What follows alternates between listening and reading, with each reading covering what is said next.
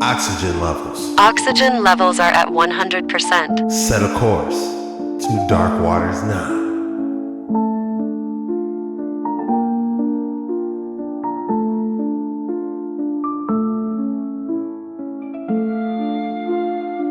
Okay, so what is it? Is it some type of creature or something, scary thing staring at these people in their window?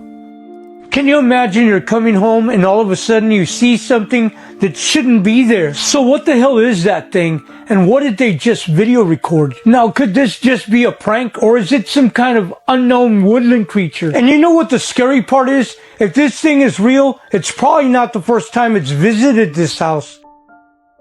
I'm thinking if it is a person, it has some upper body strength just hanging on that windowsill perfectly. And look how fast it runs off. I don't know. It might have captured something. I can guarantee you have never seen this happening from this angle before. I think this is a military aircraft. I don't know what other kind of aircraft you can sit in this type of window. They're probably 35,000 feet in the sky. And he has a good camera. This isn't an iPhone. He zooms in. And that is when you begin to wonder, is this condensation? Now, of course, it is officially. But we have whistleblowers, we have patents, we have treaties between countries involving this activity, which they still say is a theory. But then you also have places like the United Kingdom who just announced they're going to test dimming the sun to save the climate. Now, the question you're going to be asking is, why would anyone flying this do this if they're breathing the same air as us? And that's when you go down either MK Ultra or advanced technologies like AI piloted aircraft. I know you're saying that's not possible yet, but if you believe that the public is actually aware of all the technology that is advanced and developed in deep underground military bases with unlimited budgets and boards of the most brilliant scientists in the world, that would be, I think, naive. Now, the other question is, what else does this do than have something to do with possibly meddling with the weather? And that is something that is an even deeper rabbit hole. In fact, some people say there's many layers to this agenda, like layers of an onion. And when you peel it back, it gets more and more shocking. Similarly, or rather, it eventually concludes something to do with artificial intelligence in us. Nanoparticles that may or may not be highly advanced technologically that we inhale, that implant inside of us, that are nanosensors. It's called smart dust. Not every trail, by the way, is the same ingredients. It's a different recipe each time. Sometimes it's for weather. Sometimes they want to test something. And they did this in St. Louis, Missouri, by the way, on unsuspecting people. Radioactive isotope. Let me know your thoughts in the comments below and follow for more. I can guarantee you have never... Yikes. It's saying it's different recipes every time. It could be nanobots. It can be that Bayal aluminum. It's, you name it. They're trying to block out the sun. What recipe are they going to run today? Yeah, this is a castle. It's not a castle. Not a castle at all. Make it make sense.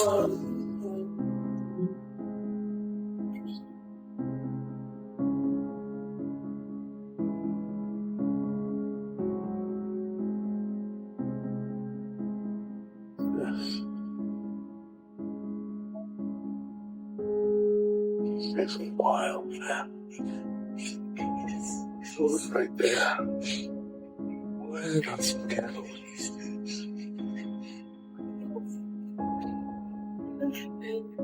No hands. Look at this one. Looks like a piece of Cujo from Friends. This guy missing his arm. Probably stole something. It makes sense. Look at this place, man. It's not a castle, though, right? It's not a castle. It would be a day without the lions. Make it make sense. Come on, man. Come on, man.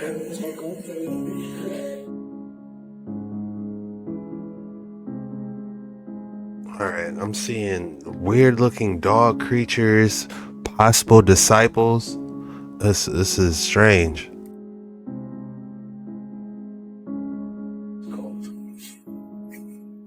They gotta be more careful when they're moving things or stealing things. Whatever it is. Alright, what's going on here? Where are these people's heads? Sound off in the comments. Who are these people? All these people. Where are we going now? Make it make sense. Jesus is one here. Here we go, I knew it. I knew it. Yeah, nothing to see here. Look at the dog coming out of the line on its back. Makes sense. That you also? Come on, you guys are out your mind. Out your mind. Oh, they love it. They love it. Possible gargoyle.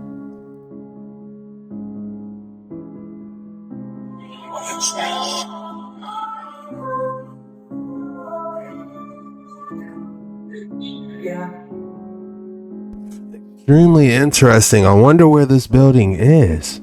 A lot of strange creatures. Pieces, hands missing from statues. What is this?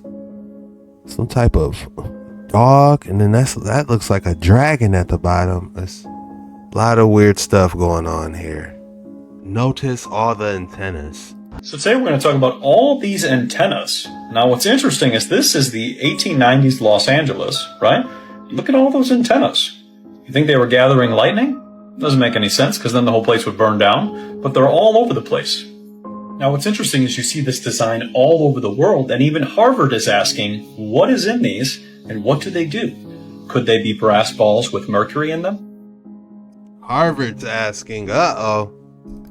Then we look at some other designs and we see that there's usually an antenna on top with some mercury below it, some copper, granite and quartz, and these were actually energy generators. Sounds almost like they were getting free energy.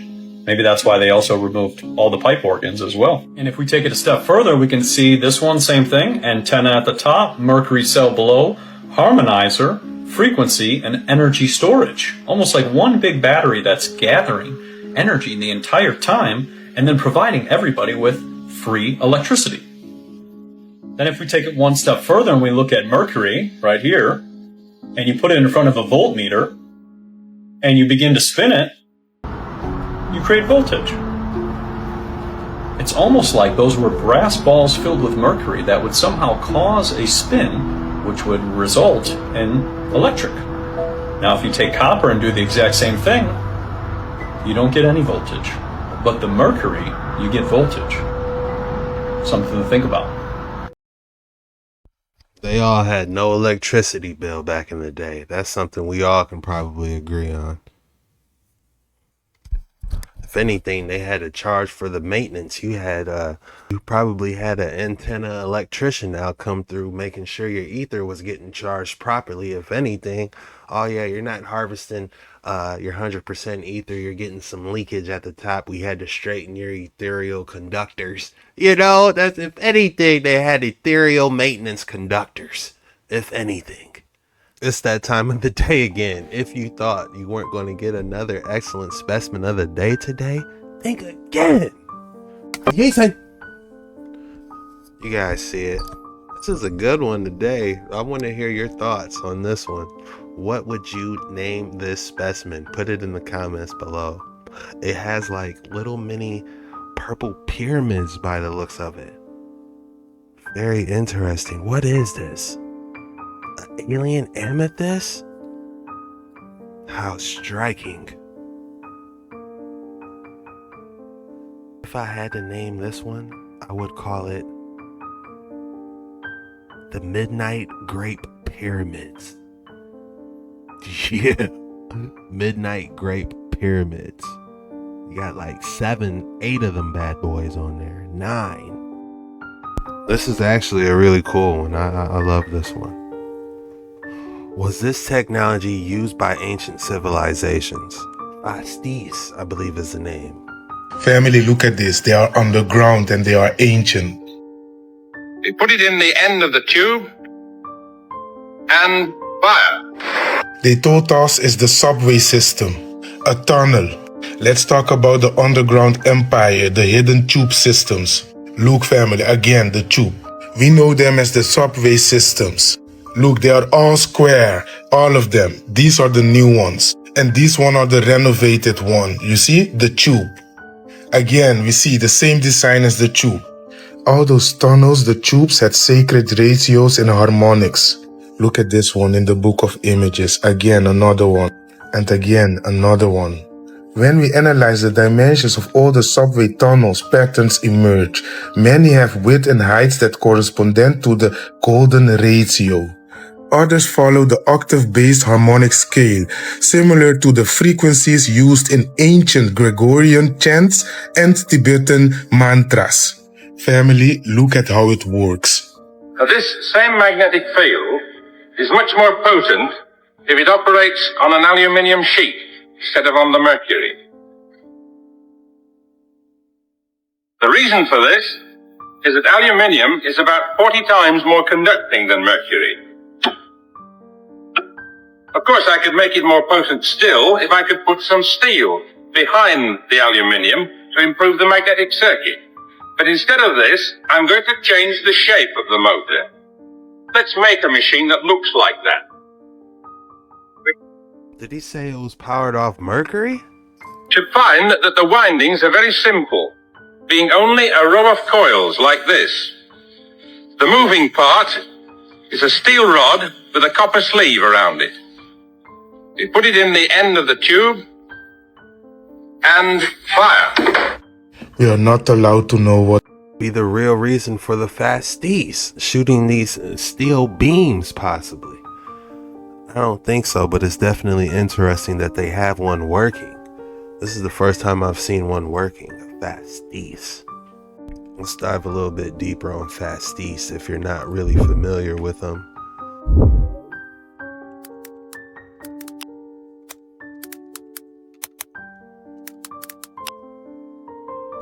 Oh, I got your ass now.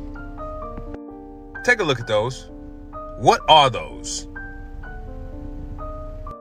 You've probably seen this before, but you ain't never really put it together or know what it was. It looks decorative, ceremonial, right? We about to break this down because they put it right in front of us and they trying to bullshit us. Now what you're gonna notice is this thing called the Fasces. Fasces. I am giving you new eyes. After today, you will not be able to unsee the Fasces. You will see it everywhere. Why? Because it is everywhere. Look here. Mercury. Why would you have mercury on one side of this coin? We know what mercury is used for. Anytime you see mercury, tap that into free energy. Over here on the other side, what do they have? They have a Fasces. What is a Fasces? We're in class. Let's go. A Fasces was a bundle of rods held together with bindings. Outside the sacred boundary of Rome, these bundles could also include an axe, whose blade or blades projected out from the rods. The Latin word fasces actually means bundle, and they were carried by lictors, which may have come from licar, to bind. The rods were to signify the official's power to enforce corporal punishment, and the axe was to signify the official's power to order capital punishment. With that said, the fasces tended to be an unwieldy cylinder that lictors would often rest on their shoulders, with the possible exception of a lictor using it to shove somebody out the way. It would have been pretty useless in combat. Okay? They're saying it's useless in combat. But they're saying the lictors would be carrying this around as like a symbol to be like, oh, he's carrying a Fasces, that must mean this mother right here can cut my head off. So they're trying to explain to us that this Fasces was just a symbol of power. Like, we just carry this around to let people know we run shit and we'll chop your head. That's bullshit. The Fasces did not really function as weapons. The stone axe heads were even removed when within the ceremonial borders of Rome. So, you know, they'd have an axe head, they'd be carrying them around, and then once they get within the borders of Rome, they go, oh, take the axe heads off now. Yeah, we're within the borders. Okay. Look, but were rather symbols of power and authority.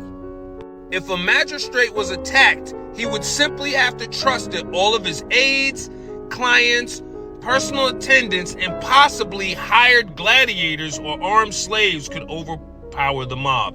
So, he would have these lictors that are supposed to be his guards carrying these Fasces, which are supposed to tell people he has the authority to inflict capital punishment, right? Is this making any sense?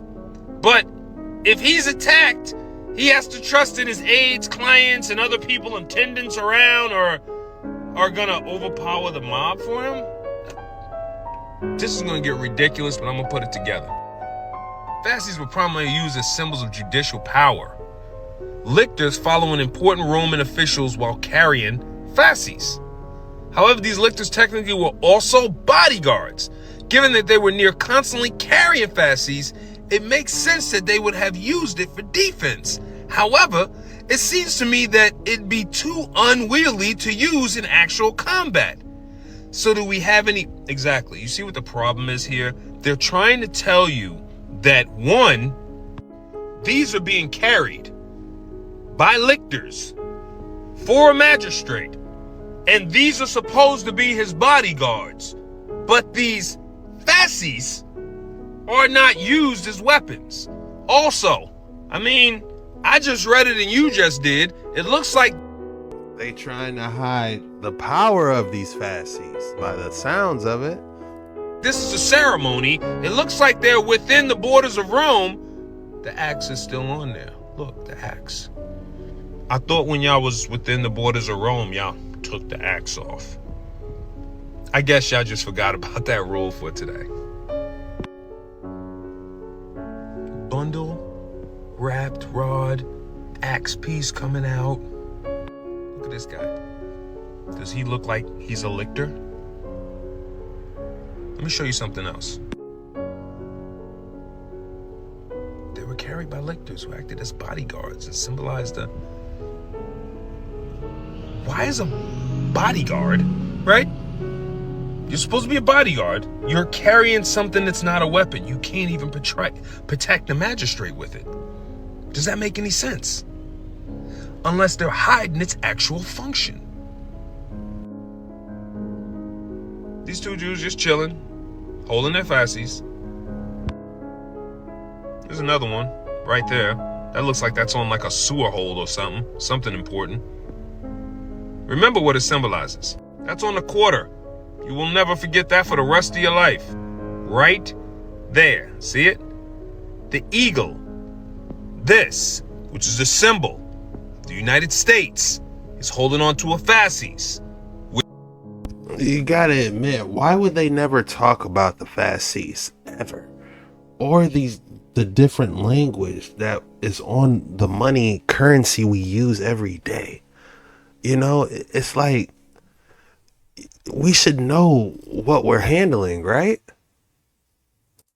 Which is a symbol of the Roman Empire, which tells you I'm a high-ranking official and I can induce capital punishment. Y'all put the rest of that together. Look here. And I mean, we talking ancient, okay? Brutus, BC. Look at them carrying, look, you see the axe on it? They're carrying Fasces. Look, between two lictors. How long have they had this technology? And I found this very, very interesting, right? Because if you look right here, and go across, it says a general. If you're a general, a military general, go across, you get 6 lictors. 6 lictors. If you're part of the High Council, you get 12 lictors. So if you're a general, you get 6 lictors, and those lictors will be carrying Fasces, right? So what I did was I went back to the movies, because, you know, they have to try and get this Rome thing in your head, you know, just like construction photos. They have to try and instill Rome in your head. So they made all these movies. So I go look back. I went to go back to watch Maximus and all these things where, quote unquote, Caesar and all these. He's part of the High Council. Maximus was a general. He should have been followed by 6 lictors carrying Fasces. Nowhere in the movie was there any lictors, and nobody was carrying any Fasces. But as you can see, this is the ranking. This is how many lictors you're supposed to get. Council, 12. Pro-council, 12. 1, 2, 3, 4, 5, 6, 7, 8, 9, 10, 11, 12. He's carrying one. There it is again. He's got one right there. This person carrying one right here. Look in this seam right here, right in the background. Boom. This guy's carrying one. He don't look like a lictor. He looks pretty important. This person's got one. Take a look at that. George has got one. This giant is holding one. I mean, for God's sake, these things are everywhere. You just never looked. Yeah, go ahead, look on the back of your dime. There's one right there. Now for the cool part.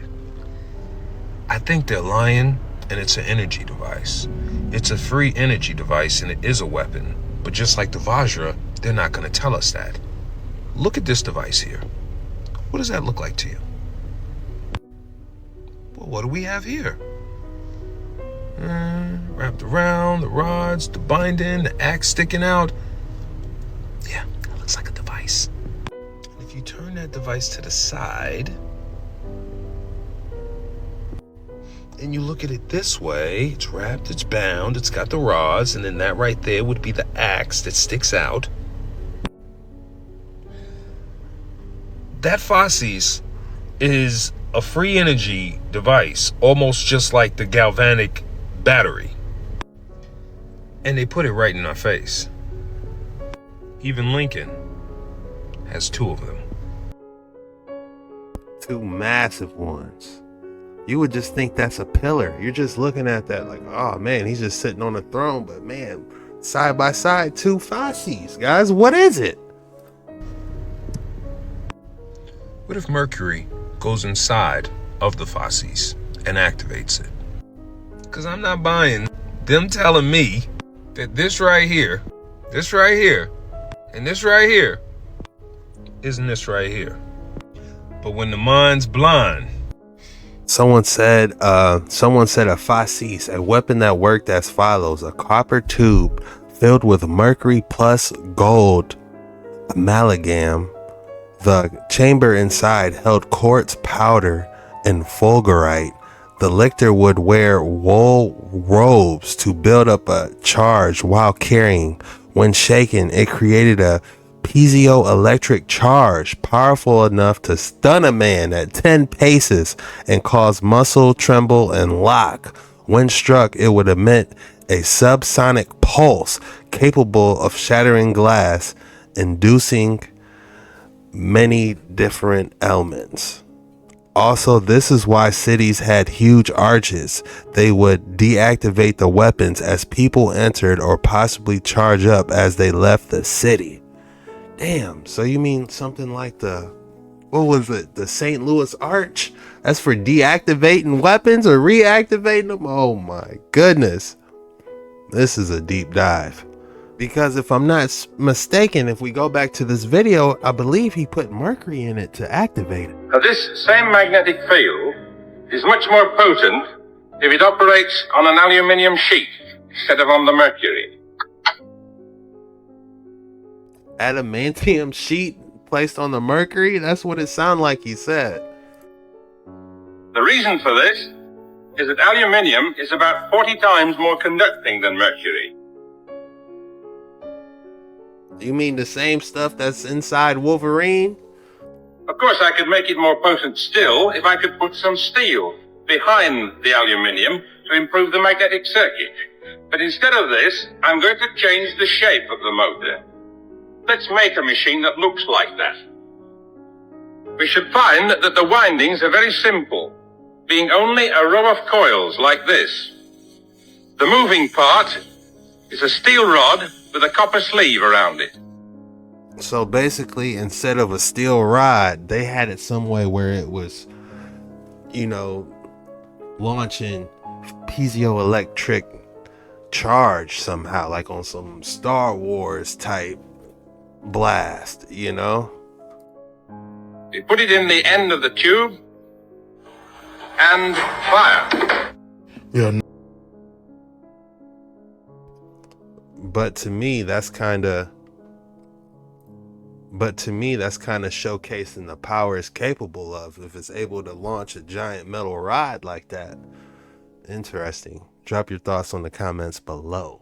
Did Titans at one time really exist? And is science trying to bring them back? And if so, has science obtained DNA from them? And are these remnants of these giants on the side of cliffs and on the side of mountains? And was humanity a part of these epic battles that these Titans actually had? And maybe some of these movies that we see about these Titans are not so far-fetched, and it's trying to tell humanity that this might be something that might happen again. Because in reality, what do we really know what used to live before us, other than what we are told? Because I truly believe that at one time there was a race of giants and other creatures that were way, way, way larger than what we see now. Now, whether you choose to believe or not, that is totally up to you. And I know my theories sometimes can have a very high level of reach, and maybe I just have a very vivid imagination. But just by seeing the things I see and putting two and two together, there's always a possibility, because anything can be possible. Did Titans at one time... I agree with you 100%. You got to ask yourself, where do all the stories come from? They all can't be making it up. And this, I would love to see what rock face ledge this is on, so we can get a closer view, because it does look like some type of battle took place between like some type of lizard, or I don't even know, but you could see the skeletal structure. What in tarnations is going on? This is Jean-Baptiste Delaportier, and he was an Italian who wrote many books on his studies. He wrote about philosophy, poisons, black magic, occult, but one book in particular was called Natural Magic, and you ain't gonna believe what he did.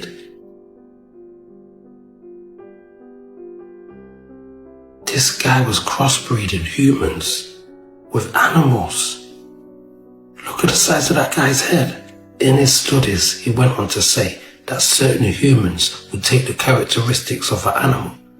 If you look like a pig, you're probably gonna act like a pig. We talk about hybrids and clones all the time, but like I said before, there's nothing new under the sun. What in tarnations? What in tarnations indeed. This must be that outer land experiment. If I would speed up my vibration, then I could very well go through the floor. What is physical matter? What is the objective physical reality? Let us look at the atom. If we magnify the atom and zero in on the electron, we think now we will get the answer to what physical matter is. But if we analyze the electron, all we find is an oscillating electromagnetic field. There's no physical matter as such. So we think, well, maybe the nucleus will give us the answer. And we zero in on the nucleus, and we find that it too is only an electromagnetic oscillating field in the void, because between the nucleus and the electron and outside of them, there is nothing but void, the same void that fills the interstellar space. The ratio of the distance between the nucleus and the electron would be analogous to a head of a pin in the middle of this room and something rotating around it 30 feet away. And the rest is void. By looking at the cross-section, as it were, of the atom and comparing it to reciprocal motion, in other words, we see the electron now on this side, now on the other side of the nucleus, which would be the pendulum motion. What happens in the pendulum? It stops, it moves, stops, and moves again. In other words, it's action and rest, action and rest. If you took an actual pendulum and would swing it and attach a pen to it, you would draw a piece of paper under it, like this. It would describe a sine wave. Here the pendulum moved and stopped, moved and stopped. And reality really are the spaces between the points of rest. We perceive reality when there is motion. And reality is really nothing but oscillating fields in the void. And the reason I can touch this screen, I don't go through the floor, is because my atoms, or the electrons of my atoms, are actually repelling the electrons of the floor. But if I would speed up my vibration, then I could very well go through the floor. It's the interaction between the atoms in this reality that gives us the illusion of solid matter. Frequency, the visible foundation we cannot see. Is it possible we can change our frequency and activate different things? Drop your thoughts in the comments below. Oh my days. When you think you've seen it all, you ain't seen nothing yet. This is Alfred Isaac Middleton, and he was a British explorer who went to the furthest parts of the globe in search of new discoveries. He went to uncharted regions in the Southeast Asia, African and Amazon rainforest. And you ain't gonna believe what he found. These look like creatures from another world. Is that a human? Or is that Bigfoot? Is that a building? Or a spaceship? Are they elves? Nah, they're definitely not human. Unfortunately, most of his journals and scientific writings were lost when Middleton and his team went missing during the expedition in 1901. Oh my diddy. So I guess there are some places on Earth that humans still don't know about. Oh. I definitely think that there's stuff that humans don't know about, but this might be generated. And that's all we got for today's video. If you made it this far, the code word today is energy. Be sure you hit that like and subscribe button if you learned something or enjoyed this video. Hit that like and subscribe button, helps your boy out. And the code word for today is energy. Be sure you drop energy in the comments below. That lets me know you're a real one. You made it all the way through the video and you really rock with your boy. And I just want to say thank you for your support. I love you guys. This was the most mysterious TikToks on the internet today. Till next time.